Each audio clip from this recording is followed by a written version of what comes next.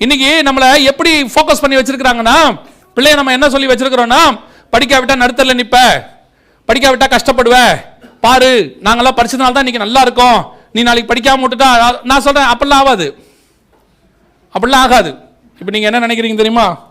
சும்மாவே என் பிள்ளை படிக்காது, இப்போ இதெல்லாம் வேற சொல்லிட்டீங்கன்னா அது சுத்தம். நான் அப்படி சொல்ல, படிக்க வேணான்னு சொல்லலை. படிப்பு முதல் இடத்துக்கு வரக்கூடாது. இயேசுநாதர் தான் முதல் இடத்துல இருக்கணும், படிப்பு ரெண்டாவது இடத்துல இருக்கணும். படிப்பு மட்டும் இல்ல, எல்லாமே ரெண்டாவது இடத்துல தான் இருக்கணும், இயேசுநாதர் தான் ஃபர்ஸ்ட் இருக்கணும். அந்த ஃபர்ஸ்ட் இடத்துக்கு பணமோ படிப்போ பதவியோ அல்லது ஆஸ்தியோ ஆசாபாசமோ உறவுகளோ எது வந்தாலும் அதற்கு பேர் தான் விக்கிரகம். விக்கிரக வழிபாடுனா செலவணங்கிறது மட்டும் இல்ல, தேவனுக்கு ஆல்டர்னேட்டா எது இருக்கோ அது விக்கிரக வழிபாடு. தேவனுக்கு ஆல்டர்னேட்டா எதுவும் வரக்கூடாது. இன்னைக்கு உங்களுக்கு படிப்பு விக்கிரகமா இருக்கு. உங்களுக்கு நீங்க எப்படி ஆக்கிட்டீங்க? படிப்பை விக்கிரகம் ஆக்கிட்டீங்க. பிள்ளைய பார்த்து படி படி படி. நீங்க படிக்க சொல்ற தப்பு இல்ல. ஒரு நாளைக்கு 100 தடவை படிக்க சொல்றீங்க, எத்தனை தடவை பைபிள் படிக்க சொன்னீங்க? வந்தோடனே டியூஷனுக்கு போ, அதுக்கு போ, இதுக்கு போ எல்லாம் சொல்றீங்க, நல்லது. எத்தனை தடவை அவனை பைபிள் படிக்க சொன்னீங்க? அந்த பிள்ளைய எத்தனை தடவை அந்த பிள்ளைய வந்துட்டு ஜெபம் பண்ண சொன்னீங்க? நல்லா கவனிங்க. பிள்ளை இன்ஜினியர் ஆகலாம், டாக்டர் ஆகலாம், கலெக்டர் ஆகலாம், நீங்க நினைக்கிற மாதிரி என்ன வேணா ஆகலாம். ஆனா பைபிள் படிச்சா மட்டும்தான் அது பரலோகத்துக்கு பிள்ளையா மாறும், இல்லைன்னா மாறாது. எத்தனை டாக்டர்ஸ், எத்தனை இன்ஜினியர்ஸ், எத்தனை பேர் இன்னைக்கு கெட்டவன அலையறான் தெரியுமா? எத்தனை பேர் குடிகாரன் அலையறான், சிகரெட் பிடிக்கிறவன் அலையறான், எத்தனை பேர் தப்பான வாழ்க்கை வாழ்ந்துட்டு இருக்கிறான். ஏன்? அப்போ படிப்பு பணம் கொடுக்கும், படிப்பு ஆஸ்தி கொடுக்கும், படிப்பு புகழ் கொடுக்கும். ஆனா படிப்பு பரலோகத்தில் இடம் கொடுக்காது. இயேசுநாதர் மட்டும்தான் பரலோகத்தில் இடம் கொடுக்க முடியும். பிள்ளைக்கு படிப்பு ரெண்டாவது, இயேசுநாதர் ஃபர்ஸ்ட். அதான் முக்கியம். எத்தனை பேர் படிச்சவன் இன்னைக்கு தீவிரவாதியா இருக்கிறான் தெரியுமா? தீவிரவாதிலாம் படிப்பறிவு இல்லாதவன் நினைக்கிறீங்களா? நிமிஷத்துல குண்டு தயாரிக்கிறவன் இருக்கிறான், அதுல நிமிஷத்துல துப்பாக்கி தயாரிக்கிறவன் இருக்கிறான். எத்தனை தீவிரவாதி ஃபிளைட் தயாரிக்கிறவன் இருக்கிறான், எத்தனை தீவிரவாதி ஃபிளைட் ஓட்டினான் WTC அடிக்கிறதுக்கு. அப்ப அவன்லாம் படிக்காதவனா? படிப்பு ஒரு மனுஷனை மனுஷனா மாத்தாது. ஆனால் அதே தீவிரவாதி என்னைக்கு இயேசுவை ஏற்றுக்கொள்கிறானோ, தீவிரவாதத்தை விட்டு விட்டு அவன் நல்லதுக்கு வருகிறான். அப்போ அவனை மாத்துகிறது இயேசுநாதருக்கான ஒழிய படிப்பு அல்ல. படிப்பு என்பது உங்களுக்கு அறிவை கொடுக்கும், ஆனால் இயேசு கிறிஸ்து மட்டுமே ஞானத்தை கொடுக்க முடியும். அவர் தான் பரிசுத்தத்தை கொடுக்கும். படிப்பு பரிசுத்தம் கொடுக்காது. இன்னைக்கு நமக்கு ஒரு மாயை உருவாக்கி வச்சிருக்கான். என்ன உருவாங்க? காட்டு மிராண்டியாய் அலைந்த மனுஷனை படிப்பு இன்னைக்கு பக்குவப்படுத்தி மாத்தி இருக்குது. எவன் சொன்னா காட்டு மிராண்டியா அலைஞ்சான்னு? ஆதாம படைக்கும் போதே கர்த்தர் சகல ஞானத்தோடு தான் படித்தார்னு வேதம் சொல்லுது.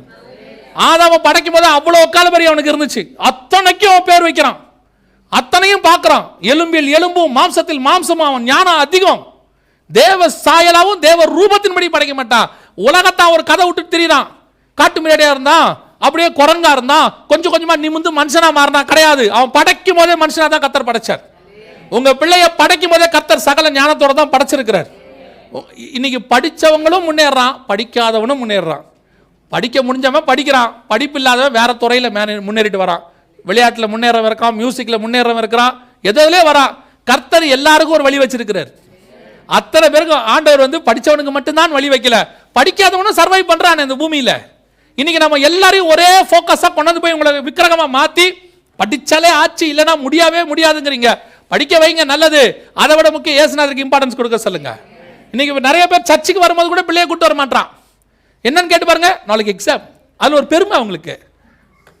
நீங்க விட்டுட்டு வந்தா அது படிக்குமா? அது அங்க உட்காந்து கேம்ஸ் விளையாடிக்கிட்டு இருக்கோம். அதுதான் உண்மை.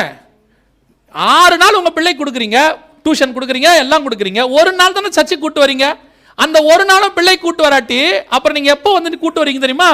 15 வயசுக்கு மேல சர்ச்சில் ஜெபம் பண்ணுவீங்க. என் பிள்ளை எனக்கு அடங்கவே மாட்டேங்குது. என்ன காரணம்? ஜெபம் பண்ணுங்க, நான் தசமாங் காணிக்கலாம் கொடுக்குறேன். தசமாங் காணிக்க கொடுத்த பிள்ளை எங்க கொடுத்தீங்க? பிள்ளை எங்க சர்ச்சுக்கு கூட்டு வந்தீங்க? இன்னைக்கு அதான் நடக்குது. இன்னைக்கு பிள்ளைகள் கெட்டு போறதுக்கு காரணம் யாருன்னா, நான் சொல்லுவேன், ஒரு வகையில் பெற்றோர் தான் காரணம். நல்ல ஸ்கூல் கொடுக்குறீங்க, நல்ல ட்ரெஸ் கொடுக்குறீங்க, நல்ல சாப்பாடு கொடுக்குறீங்க, நல்ல டியூஷன் கொடுக்குறீங்க, நல்ல தேவனை கொடுத்தீர்களா? அதுதான் ரொம்ப முக்கியம். முதல்ல உங்க பிள்ளைக்கு ஆண்டவரை கொடுங்க. இன்னைக்கு உங்க எத்தனை பேர் வீடுகளில் குடும்ப ஜெபம் இருக்கு? இன்னைக்கு 100% கிறிஸ்தவ வீட்டில் குடும்ப ஜெபமே கிடையாது. கேட்டு பாருங்க, ஏதாவது ஒரு காரணம். என்ன காரணம்? அவங்க ஒரு நேரத்துக்கு டியூட்டிக்கு போறாங்க, நான் ஒரு நேரத்துக்கு டியூட்டிக்கு போறேன். நாங்கள் 2 பேரும் சேர்ந்து இருக்கிறதே வீட்டில் கஷ்டம். எப்படி நாங்கள் குடும்ப ஜெபம் பண்றது? அந்த அம்மா டியூட்டிக்கு போனால் நீங்கள் சேர்ந்து ஜெபம் பண்ணுங்க பிள்ளைகளோட. அவர் டியூட்டி பண்ணால் நீங்கள் சேர்ந்து ஜெபம் பண்ணுங்க. யோசித்து பாருங்க, யாராவது ஒருத்தன் திடீர்னு நைட்டு ரெஸ்டாரண்ட்டுக்கு வான்னு கூப்பிட்டா குடும்பமே போக முடியுதா இல்லையா? திங்கிறதுக்கு போறோமா இல்லையா? ஆமா தானே? எவனா கல்யாணம் கூப்பிட்டா குடும்பமே போய் உட்கார்றோமா இல்லையா? அதுக்கெல்லாம் குடும்பமா போக முடிஞ்ச உங்களால ஏன் தேவ சமூகத்துக்கு போக முடியல? நானே இந்த கேள்வி கேட்கறேன். இயேசுநாதர் எந்த கேள்வி கேட்பாரு உங்களை? இன்னைக்கு நீங்க ஆண்டவர்கிட்ட போய் கணக்கெல்லாம் சொல்ல முடியாது. நீங்கள் எவ்வளவுக்கு எவ்வளவு தேவனுக்கு முக்கியத்துவம் தருகிறீர்களோ அவ்வளவுக்கு அவ்வளவு தேவன் உங்களுக்கு முக்கியத்துவம் தருவார். இன்னைக்கு உங்களுக்கு நீங்களே எக்ஸ்கியூஸ். பிள்ளைங்க டியூஷனை விட்டு வரும்போதே தூங்கிக்கிட்டே வராங்க, வரட்டும், சாப்பாடு இது ஃபேமிலி பேர் முடிஞ்ச உடனே சாப்பாடுன்னு வைங்க, கண்டிப்பா சாப்பிட்டு தானே தூங்குது. இன்னைக்கு நிறைய பெற்றோர்கள் தான் காரணம். தயவு செய்து சொல்றேன், பிள்ளைய பத்திரமா பார்த்துக்கொள்ளுங்க. ஏன் தெரியுமா? நம்ம பிள்ளைகள் கடைசி தலைமுறை இருப்பதுக்கு நிறைய வாய்ப்பு இருக்குது. நமக்கு தெரியாது எப்போ வருவார்னு. நம்ம பிள்ளைகளை ஆண்டவர் நம்ம கையில் கொடுத்தது நரகத்தில் அனுப்புறதுக்கு இல்லை, அவர் கையில் திருப்பி கொண்டு போய் ஒப்படைப்பதற்கு. உங்க பிள்ளையை நீங்க இன்ஜினியராக ஒப்படைக்கணும்னு அவர் கேட்கல, டாக்டரா ஒப்படைக்கணும்னு கேட்கல, ஆனா அவருடைய பிள்ளையை ஒப்படைக்கணும் தான் கேட்டார். பிள்ளையாண்டானை நடத்த வேண்டிய வழியில் நடத்து. படிக்க வைக்கிறது உங்க இஷ்டம், நீங்க என்ன வேணாலும் படிச்சு வச்சுக்கொள்ளுங்க. ஆனா அதை கூட சொல்லுவேன், ஆண்டவர்கிட்ட கேளுங்க, அவனுக்கு என்ன எதிர்காலத்துக்குன்னு ஆண்டவர் அதை கொடுப்பார். ஒன்று மட்டும் நல்லா தெரிஞ்சுக்கொள்ளுங்க, ஆடு மேய்க்கிறவனை ராஜாவாய் மாற்ற தேவனால் முடியும். ராஜாவா உட்கார்ந்திருக்கிற நேபுகாத்நேச்சரை புல்லு மேய வைக்கவும் தேவனால் முடியும். அவர் சர்வ வல்லமை உள்ள ஆண்டவர். எந்த பிள்ளையும் உயர்த்துவதற்கு அவர் வல்லமை உள்ளவராக இருக்கிறார். படிப்பு கொஞ்சம் குறைவா இருந்துச்சுன்னா தப்பா எடுத்துக்காதீங்க பிள்ளைய. ஓ நீ பாரு அந்த பிள்ளைய பாரு எப்படி படிக்குது, நீ என்ன ஒன்னும் ஆகாது, அவனை விட இவன் நல்லா வருவான். நல்லா படித்தவன் ஒரு இடத்துல வேலை செய்வான், படிக்காதவன் 4 பேரை வேலை வாங்குவான். அதான் நடக்கும். இது நான் படிப்பை குறை சொல்ல, நிறைய இடத்துல நான் பார்த்துருக்குறேன். பில்கேட்ஸ்லாம் இருக்கிறாரு, அவர் வந்து பெரிய ப்ரோக்ராமர்லாம் கிடையாது, அவர் நல்ல மார்க்கெட்டிங் பர்சன் தெரியுமா உங்களுக்கு. ஆனால் அத்தனை ப்ரோக்ராமரையும் வச்சு வேலை வாங்குறாரு. நான் படிக்கக்கூடாது, திருப்பி சொல்ல படிக்கக்கூடாதுன்னு சொல்ல, ஆண்டவர் ஒவ்வொருத்தருக்கும் ஒவ்வொன்று வச்சுருக்கார் மேலே வரத்துக்கு. அது என்னன்னு ஆண்டவர்கிட்ட கேட்டு உங்கள் பிள்ளைகிட்ட கொடுத்தீங்கன்னா அது மேலே வந்துடும். படிப்பு மட்டுமே வழி கிடையாது, படிப்பும் ஒரு வழி. அல்லேலூயா. ஆனால் அத்தனை பேருக்கும் இயேசுநாதர் தான் வழி. உங்கள் பிள்ளைக்கு முதல்ல ஆண்டவரை கொடுங்க. வீட்டில் குடும்ப ஜெபத்தை ஆரம்பிங்க. இன்றைக்கி போய் ஆரம்பிங்க. வீட்டில் குடும்ப ஜெபம் இல்லாதவங்களாம் இன்றைக்கி போய் என்ன செய்யுங்க, வீட்டில் ஒரு அரை மணி நேரம் ஒரு பாட்டு பாடி, ரெண்டு பாட்டோ அல்லது ஒரு பாட்டோ பாடி, ஒரு சங்கீதம் ஒரு வாஸ்து ஒரு ஜெபம் பண்ண சொல்லுங்கள். 2 பிள்ளைங்க இருந்தால் ஒரு நாளைக்கு ஒரு பிள்ளையில ஜெபம் பண்ண சொல்லுங்கள். அதுதான் உங்கள் பிள்ளைகளை கொண்டு போய் பரலோகத்தில் சேர்க்கும். நான் சொல்கிறது புரியுதா? ரொம்ப கேர்ஃபுல்லாக இருந்து கொள்ளுங்க. சிறியோரை பிடிக்கிற காலம் வந்து விட்டது. இன்றைக்கி நம்ம பிள்ளைகளை எல்லாம் கனெக்ட் பண்ணி பிடிக்கிறாங்க. மிக மிக ஆபத்தான காலத்துக்குள்ளே நம்ம பிள்ளை வந்திருக்குது. டெய்லி பிள்ளைகளுக்காக ஜெபம் பண்ணுங்கள். ஸ்கூலுக்கு இப்படி பிள்ளைங்க போகிறாங்களா, அனுப்பி விட்ட உடனே நீங்கள் என்ன நினைக்கிறீங்க, அப்பாடா ஸ்கூலுக்கு போச்சு. சில அப்பா அம்மாலாம் அந்த பிள்ளை ஸ்கூலுக்கு போன உடனே அவங்க முகத்தில் ஒரு சந்தோஷத்தை நீங்கள் பார்க்கணுமே. அந்த அம்மா முகத்தில் அவ்வளோ ஒரு சந்தோஷம். ஐயோ போயிட்டான்டா அவன் வந்து நாளைக்கு லீவுன்னா அந்த அம்மா ஷாக் ஆகி கேட்குது, ஏன் உனக்கு லீவு, என்ன விஷயம், இந்த அம்மா ஷாக் ஆகிடுது, ஏன் உனக்கு லீவ் விட்டாங்க அப்படின்னு. உங்கள் பிள்ளையை நீங்கள் ஸ்கூலுக்கு மட்டும் அனுப்பலை, உலகத்துக்குள்ளேயும் அனுப்புகிறீங்க. ஸ்கூலில் வெறும் பாடம் டீச்சர் சொல்லி கொடுப்பாங்க, ஆனால் கூட இருக்க பிள்ளைங்க எல்லாம் ரட்சிக்கப்பட்ட பிள்ளை கிடையாது. கெட்ட வார்த்தை பேசுகிற பிள்ளை இருக்கும், சினிமா பாட்டு பாடுற பிள்ளை இருக்கும். அது எதுவும் உங்கள் பிள்ளையை தொடக்கூடாதுன்னா முதல்ல கர்த்தருடைய கிருபை, 2வது உங்கள் ஜெபம். நீங்கள் தான் ஜெபம் பண்ணணும். இந்த கடைசி காலத்தில் விசுவாசி வந்து சோம்பேறி விசுவாசியாக மாறுது. நான் சொன்னது உங்களை எல்லாம் மஸ்கட்டுக்கு வெளியே சோம்பேறி விசுவாசி. பிள்ளைகளுக்கெல்லாம் இப்போ யாரும் ஜெபம் பண்ணுறதே இல்லை. உங்களுக்கு வேறு இப்போ யாரோ சொல்லி கொடுத்துருக்குறாங்க புதுசாக, அந்த ஊழியத்துக்கு மாதம் 250 ரூபா உங்கள் பிள்ளை பேரில் அனுப்பிட்டீங்கன்னா பிள்ளை ஆசீர்வாதமாக இருக்கும். எவன் சொன்னா? யார் சொன்னது? அனுப்பிட்டா பிள்ளை கண்டிப்பாக ஆசீர்வாதமாக இருக்கும். அவன் பிள்ளை, உங்கள் பிள்ளை இல்லை. உங்கள் பிள்ளைக்கு நீங்கள் தான் ஜெபம் பண்ண முடியும். உங்கள் பிள்ளைக்கு நீங்கள் ஜெபம் பண்ணுற மாதிரி உலகத்தில் வேறு யாருமே ஜெபம் பண்ண முடியாது. அதுக்குத்தானே உங்களை கொடுத்துருக்காரு. இதில் நீங்கள் அவனுக்கு 250 ரூபா கொடுத்து லஞ்சம் கொடுத்து பார்க்குறீங்களோ? உட்காந்து ஜெபம் பண்ணுங்க. எமில் ஜெபசிங் அண்ணன் ஒரு சாட்சி சொன்னாங்க, எழுதியிருக்காங்க. அவங்க அவ்வளோ அவங்களுடைய பெற்றோர் அவங்க என்னைக்கு முழிச்சு பார்த்தாலும் தூக்கத்தில் அவங்க பெற்றோர் ஜெபம் பண்ணுவாங்களா அவங்களுக்கு. அவர் சொல்கிறாரு, அவங்களுடைய ஜெபம் இன்னைக்கு நான் ஒரு ஊழியக்காரனாக இருக்கிறேன். அவர் சொல்கிறார், நீங்கள் ஜெபம் பண்ணுங்க, அதுதான் உங்கள் பிள்ளையை ஆசீர்வாதத்தை கொண்டு வரும். ஊழியர்களும் இருக்கட்டும், நீங்கள் நம்ப வேண்டியது ஆண்டவரை தானே ஒழிய ஊழியக்காரனையும் ஊழியத்தையும் அல்ல. எந்த ஊழியமும் ஊழியக்காரனும் உங்களை பரலோகத்துக்கெல்லாம் கூட்டிகிட்டு போக முடியாது கையை பிடிச்சி. சிலர்லாம் சொல்லுவான், ஜீவ புஸ்தகத்தில் பாதி என் கையில் தான் இருக்குது, நான் அவனை கூட்டிகிட்டு போகிறேன், நான் வந்து பரலோகத்துக்கு ஒரு 10-15 ட்ரிப்பு போயிருக்கேன், நான் கையை பிடிச்சி கூப்பிட்டு போய் பரலோகத்தில் இருக்கிற குளத்து பக்கத்தில் விட்டுட்டு வந்துடுறேன்லாம் சொல்லுவான். ஒரு வயலையும் நம்பாதிய. வானத்துக்கு ஏறினவர் ஒருவர் மாத்திரம் இருக்கிறார். அவர் தான் உங்களை கூட்டிகிட்டு போக வல்லமை உள்ளவராக இருக்கிறார். அதனால் நீங்கள் தான் உங்கள் பிள்ளைகளுக்கு ஜெபம் பண்ணணும், வேறு யாரும் ஜெபம் பண்ண முடியாது. அல்லேலூயா. ஏன்னா இன்னைக்கு கடைசி காலத்தில் டிபெண்டபிள் ஆயிட்டீங்க, நீங்க ஸ்பிரிச்சுவல் டிபெண்டபிள் ஆயிட்டீங்க. பழைய ஏற்பாடு காலம் மாதிரி ஆளாளுக்கு ஒரு ஊழியக்காரனை பிடிச்சி வச்சுக்கிறிய. எனக்கு அவரை தெரியும், இவனுக்கு இவரை தெரியும், எல்லாருக்கும் அப்படி அதுல ஒரு பெருமை வேற இருக்கு. எனக்கு மோகன் சி அண்ணன் நல்லா தெரியும், அதெல்லாம் நல்லதுதான், நான் தெரிஞ்சு வச்சுங்க. ஏசுநாதர் தெரியுமா உங்களுக்கு? மோகன் சி அண்ணனை தெரிஞ்சுக்கிறது நல்லது, அதெல்லாம் ஒன்றும் இல்லை. ஒரு பரிசுத்தவானை தெரிஞ்சு வச்சுக்கிறது நல்லது. அவர் உங்களுக்காக ஜெபம் பண்ணுவார், அதுல எந்த தப்பும் இல்லை. அவர் பரலோகத்துக்கு கூட்டு போக முடியாது பாருங்க. நான் சொல்றது புரியுதா? அவர் பரலோகத்தில் போகும்போது வாமா கையை பிடிச்சி கூட்டா போறாரு. நமக்கு ரொம்ப வேண்டப்பட்டவர்ன்ட்டு பாதில் வாசல்ல இருக்கிற தூதனை சொல்லவா போறாரு, தம்பி அவனை உள்ள அனுப்புப்பான்னு. அவர் போற வழியை அவர் பார்ப்பாரு, நான் போற வழியை நான் பார்ப்பேன். நீங்க போற வழியை தான் நீங்க பார்க்கணும். அதுல சிலருக்குலாம் பெருமை, நம்ம வீட்டுக்கு எப்போ வந்தாலும் மோகன் சேனன் வருவாரு, நம்ம வீட்டுக்கு அவர் வருவார். யார் வந்தா என்ன, ஏசுநாதர் அவன் வீட்டுக்குள்ள இருக்கிறாரா? நீ டிவி போட்டோன்னா அவர் போயிட்டாரு. நீ டிவியை போட்டு சினிமா பார்க்க ஆரம்பிச்சோம், சீரியல் பார்க்க ஆரம்பிச்சோம், ஏசுநாதர் போயிட்டாரு. அப்புறம் நீங்க பிள்ளைய போய் சொல்றீங்க டிவி பார்க்காத, நீ நிறுத்து, அப்போ பையன் நிறுத்திடுவான். அதான் உண்மை. அல்லேலூயா. கோச்சிக்காதியா, உங்களெல்லாம் மஸ்கட்டுக்கு வெளியா. கவனிங்க, நான் எப்பவும் சொல்லுவேன், நான் ஒருவேளை அது உங்களை குத்துச்சுன்னா அது நீங்கள் தான். சரியா? கவனிச்சுக்கொள்ளுங்க. பிள்ளைகளுக்காக டெய்லி ஜெபம் பண்ணுங்க, ரொம்ப ரொம்ப முக்கியம். பிள்ளைகள் போயிட்டாங்க, ஸ்கூலுக்கு போயிட்டாங்க, நிம்மதியாக இருக்காதீங்க. அவங்க போயிருக்கிறாங்க, அந்த உலகம் என் பிள்ளையை தொடக்கூடாது ஆண்டவரேன்னு நீங்கள் தான் ஜெபம் பண்ணணும். வீட்டில் இருக்கிற தாயோ தகப்பனோ யார் வீட்டில் இருக்கிறீங்களோ கண்டிப்பாக என்ன செய்யுங்க, ஜெபம் பண்ணுங்க. அடுத்து பெரியோருக்கு போடப்படுகிறது. கவனிங்க, யாருக்கு போடுறாங்க? துபாயில் இப்போ நியூ சிஸ்டம் கொண்டாந்துருக்கிறாங்க. உங்கள் ஃபோனுக்கு பதிலாக கையில் சிப்பு போட போகிறாங்க. Forget mobile phones, get ready to be chipped. துபாயில் வந்துருச்சு. எட்டிஸ்லாட் அப்படிங்கிற கம்பெனிக்காரங்க கொண்டாந்துருக்கிறாங்க. உங்கள் கையிலே இப்போ என்ன பண்ணிடுறாங்க, சிப்பை இம்ப்ளான்ட் பண்ணிடுறாங்க. இம்ப்ளான்ட் பண்ணி ஃபோனை நீங்கள் கையிலேருந்து என்ன செய்யலாம், பேசிக்கொள்ளலாம். நியூ டெக்னாலஜி துபாயில் வந்திருக்கு. சிப் இம்ப்ளான்ட் பண்ணுறது தொடங்கிருச்சு. உங்கள் பக்கத்து நாட்டில் தான் இருக்குது துபாய், இங்கேயே ஆரம்பிச்சிட்டாங்க. கல்ஃப்லேயும் வந்துருச்சு. இது ரொம்ப காலம்லாம் செல்லாது. ஆண்டவர் சொன்னது கடைசி காலத்தினுடைய கடைசி முடிவுகள் நம்ம வந்துட்டோம்.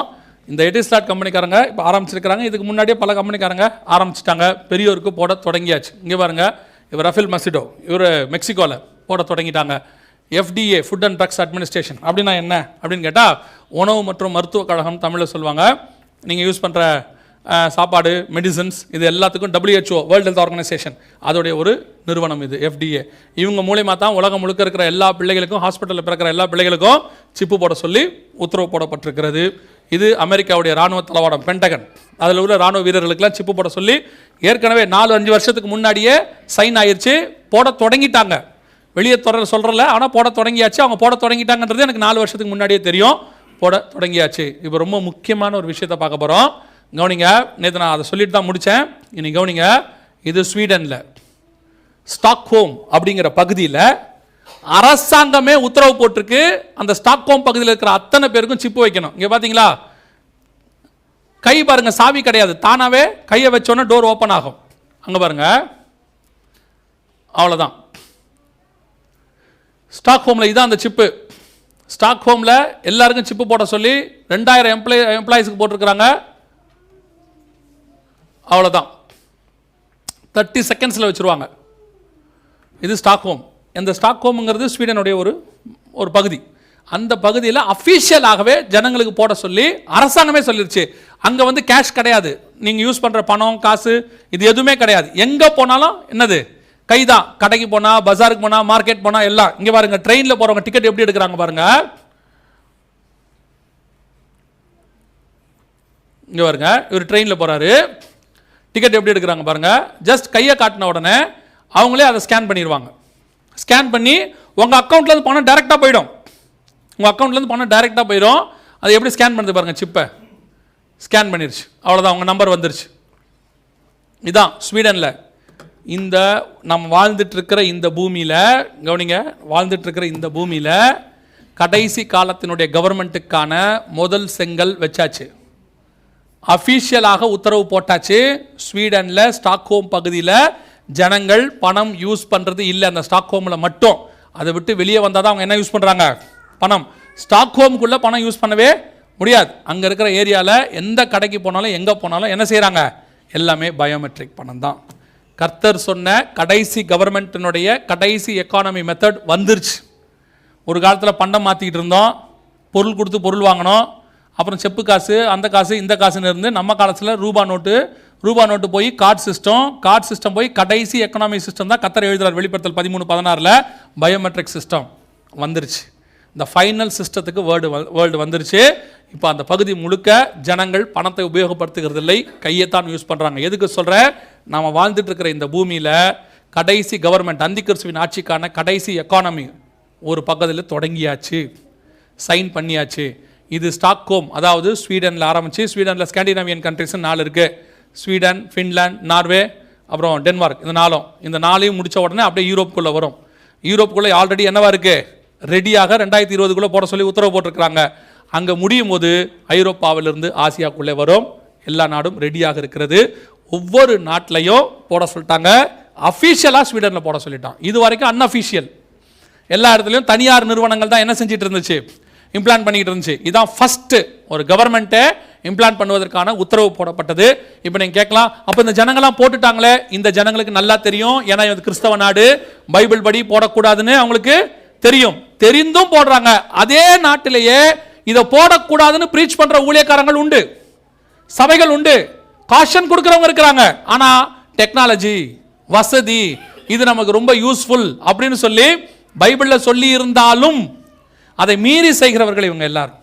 கர்த்தர் சொன்னபடி இப்போ கடைசி சாம்ராஜ்யம் ஆரம்பிக்கிற காலகட்டம் தொடங்கிருச்சு. இந்த சாம்ராஜ்யத்தினுடைய ராஜாவாக அவன் வந்து உட்கார போறான். பிரசிடென்டாவோ பிரைம் மினிஸ்டராவோ வந்து உட்கார போறான். அவன் உட்காருவதற்கு முன்பதாக உங்களையும் என்னையும் மீட்க வருவேன் என்று இயேசு வாக்குத்தத்தம் பண்ணார். அப்படின்னா யோசித்து பாருங்க, இன்னும் நமக்கு எவ்வளவு காலகட்டம் இருக்குன்னு சொல்லி. நல்ல தெளிவா தெரிய ஆரம்பிச்சிருச்சு நமக்கு. கடைசி காலத்து ஜனங்கள் நாமளாக இருக்கிறோம். ஒவ்வொரு காலகட்டத்தில் ஒவ்வொரு சாம்ராஜ்யம் வரும்போது ஒரு ஜனங்க இருப்பாங்க. எகிப்து வரும்போது மோசே இருந்தார். அடுத்து அசிரியா வரும்போது எசேக்கியா இருந்தார். அடுத்து பாபிலோன் வரும்போது தானியேல் இருந்தார். மேதிய பெர்சியா சாம்ராஜ்யம் வரும்போது நெகேமியா, எஸ்ராலா இருந்தாங்க. அடுத்து கிரேக்க சாம்ராஜ்யம் வரும்போது மக்கபேயர் இருந்தாங்க. ரோம சாம்ராஜ்யம் வந்து அப்போஸ்தலர் இருந்தாங்க. அந்திக சாம்ராஜ்யம் வரும்போது நாம் இருக்கிறோம். ஒவ்வொரு காலகட்டத்திலும் வேதத்தில் சொன்னபடி இப்போ நாம் இருக்கிறோம். இனி கண்டிப்பாக காலம் என்ன செய்யாது? செல்லவே செல்லாது. நம்ம கண்ணுக்கு முன்னாடி தெரிய ஆரம்பிச்சிருச்சு. சரி, இந்தியாவில் இது எப்படி இருக்குது அதை மாத்திரம் பார்த்துட்டு நம்ம என்ன செய்ய போகிறோம்? முடிக்க போகிறோம். 2வது கேள்விக்கான பதிலை முடிக்க போகிறோம். இந்தியாவில் என்ன நிலைமையில் இருக்குது அப்படின்னு கேட்டிங்கன்னா, இது இந்தியா பத்திரிகையில் வந்ததான செய்தி. இது பாருங்கள், இது யூஎஸில், இது பாருங்கள், யூஎஸில் இது சிஎன்எனில் வந்தது. ஹூ இஸ் வாட்சிங் யூ. இந்த இடத்துல சிப் இருக்குது, அவ்வளோதான். ஸ்கேன் பண்ணோன்னு போதும். இப்போ யூஎஸில் கார்டு சிஸ்டம் ஃபுல்லாக முடிஞ்சிருச்சு. ஐடென்டி கார்டே கிடையாது. இந்த இடத்துல தான் அந்த சிப் இருக்குது. இதுதான் அந்த சிப்பு. யூஎஸ் முழுக்க மாறிக்கிட்டே வருது எல்லா இடத்துலையும். இன்னும் அஃபிஷியலாக மாறல. இதை அஃபிஷியலாக மாற்றுறதுக்கு தான் ஒபாமா வந்து என்ன பண்ணார்? இதுக்கான வேலையை பார்த்தார். இதை அஃபிஷியலாக மாற்றுறதுக்கு தான் ஒபாமா வேலையை பார்த்தார். அவர் வந்து என்ன செஞ்சார்னா, ஒரு இன்சூரன்ஸ் மெத்தட்னு ஒன்று கொண்டு வந்தார். அவர் ஆட்சி முடிஞ்சிருச்சு. முடியும் போது கடைசி நாள் பதவி இவர் ஏற்கிறார். ஜனவரி 20 ட்ரம்ப் ஏற்கும் போது ட்ரம்ப் கிட்ட போய் ஒபாமா வச்ச ஒரே ஒரு கோரிக்கை என்னன்னா, அந்த இன்சூரன்ஸ் மட்டும் என்ன செய்யுங்க, கண்டினியூ பண்ணுங்க, அதை மட்டும் ஸ்டாப் பண்ணிடாதீங்கன்னாரு. ஏன்னா அதான் சிப்பு போடுற சிஸ்டம். அத்தனை பேருக்கு சிப்பு போடுறது. அந்த சிப்பு போட்டவங்களுக்கு மட்டும் இன்சூரன்ஸ், வேற யாருக்கும் இன்சூரன்ஸ் கிடையாதுன்னு கொண்டு வந்தார் ஒபாமா. ஆனால் கர்த்தருடைய கிருபை காலம் தாழ்த்தினது போல ட்ரம்ப் வந்தோன்னே அதை ஸ்டாப் பண்ணிட்டாரு. ஸ்டம்ப் வந்த உடனே அதை நிறுத்திட்டாரு. பார்க்கலான்னு சொன்னார், நிறுத்திட்டாரு. இப்போ அந்த சிஸ்டம் வரல. ட்ரம்ப் போனால் திருப்பி அது வரும், கண்டிப்பாக வரும். இன்னும் அமெரிக்காவில் அஃபிஷியலாக என்ன செய்யல, வரல. இப்போ அஃபிஷியலாக அமெரிக்காலையும் வரப்போகுது. சரி, இந்தியாவுடைய நிலைமை என்ன அப்படின்னு கேட்டிங்கன்னா, இது இந்தியா பத்திரிகையில் வந்ததான செய்தி. கவனிங்க, இது இந்தியா பத்திரிகையில் வந்ததான செய்தி. இது புதிய தலைமுறை அப்படிங்கிற பத்திரிகை. புதிய தலைமுறை சேனல்லாம் கேள்விப்பட்டிருக்கீங்களா? அது பத்திரிகையில் வந்த செய்தி. அரசு கொடுக்கிறது ஆதார் அட்டை, ஆதாரம். ஆனால் அதை கொண்டு உங்களை என்ன செய்யலாம்? கண்காணிக்கவும் செய்யலாம். இது வந்து கிறிஸ்தவ நியூஸ் கிடையாது, புதிய தலைமுறை கிறிஸ்தவ பத்திரிகையும் கிடையாது, இது வந்தது கிறிஸ்தவ நியூஸும் கிடையாது. இது தொழில்நுட்பம் அப்படிங்கிற பகுதியில் புதிய தலைமுறையில் வந்தது. என்ன சொல்றாங்க? இந்த ஆதார் ஒரு காலத்தில் செயலிழந்து போய் அதுக்கு பதிலாக சிப் சிஸ்டம் வரும் அப்படின்னு சொல்றாங்க. அந்த சிப்பை எங்க வைப்பாங்கன்னு சொல்லி புதிய தலைமுறையில் போட்டாங்க. அதான் இருக்கிறதுலே ரொம்ப முக்கியமானது. அரிசி அளவு உள்ள இந்த சிப்பை, அங்க இருக்கு பாருங்க, அரிசி அளவு உள்ள இந்த சிப்பை கைகளில் அல்லது நெற்றியில் பொருத்தி கொண்டால் வாழ்நாள் முழுவதும் அதை வெளியே எடுக்க தேவையில்லை. எந்த 2 இடத்த 1900 வருஷத்துக்கு முன்னாடி நம்முடைய ஆண்டவர் வெளிப்படுத்தல் 13:16 சொன்னாரோ, அதே 2 இடத்தை புதிய தலைமுறை இப்பொழுது சொல்லுகிறது. நம்முடைய வேதம் 100% உண்மைத்தன்மை வாய்ந்தவை என்பதை. அல்லேலூயா. கண்டிப்பாக காலம் செல்லவே செல்லாது. புதிய தலைமுறையை தாண்டி நம்ம பைபிள் இன்னும் ஷார்ப்பா சொல்லுது, வலது கையில போடுவாங்கன்னு சொல்லுது. புதிய தலைமுறை கூட கையின் தான் சொல்லுது. ஒரு காலம் வரும் வலது கையில போடுவாங்க, அப்பதான் அது வலது கைன்னு எல்லாருக்கும் தெரியும். ஆனா இப்பவே பைபிள் சொல்லுது வலது கையில போடுவாங்கன்னு. புதிய தலைமுறை இன்னைக்கு சொல்றது, அவங்க சொல்றது நியூஸ். நம்ம ஆண்டவர் சொன்னது ப்ராஃபசி. நம்ம ஆண்டவர் சொன்ன ப்ராஃபசி உண்மை என்பதை புதிய தலைமுறை உறுதி செய்கிறது. 2000 வருஷம் கழிச்சு கரெக்டா கைகளிலும் நெற்றிகளிலும் எந்த 2 இடத்தை ஆண்டவர் சொன்னாரோ அதே 2 இடம் 100% தீர்க்க தரிசனம் நிறைவேறி விட்டது. கண்டிப்பாக நம்முடைய காலகட்டம் கர்த்தர் வர காலமா இருக்க வாய்ப்பு இருக்கிறது. திருப்பியும் சொல்றேன், இந்த காலத்துல வருவார்னு பைபிள் சொல்லல, வாய்ப்பு இருக்கிறது. அடையாளங்களை வைத்து இயேசு கிட்ட கேட்கறாங்க, உம்முடைய வருகைக்கும் உலகத்தின் முடிவுக்கும் அடையாளம் என்ன? அந்த அடையாளங்களை வச்சு வருகையை நம்ம நிதானிக்க முடியும். இதை வச்சு நிதானிக்கிறோம். நம்ம காலத்துல நம்ம பிள்ளைகளுக்கு முத்திரை போட தொடங்குறாங்கன்னா காலம் கடைசி ஆகி விட்டதுன்னு அர்த்தம். அல்லேலூயா. வேதம் சொன்னபடியே கைகளில் நெத்தியில் போட தொடங்கிய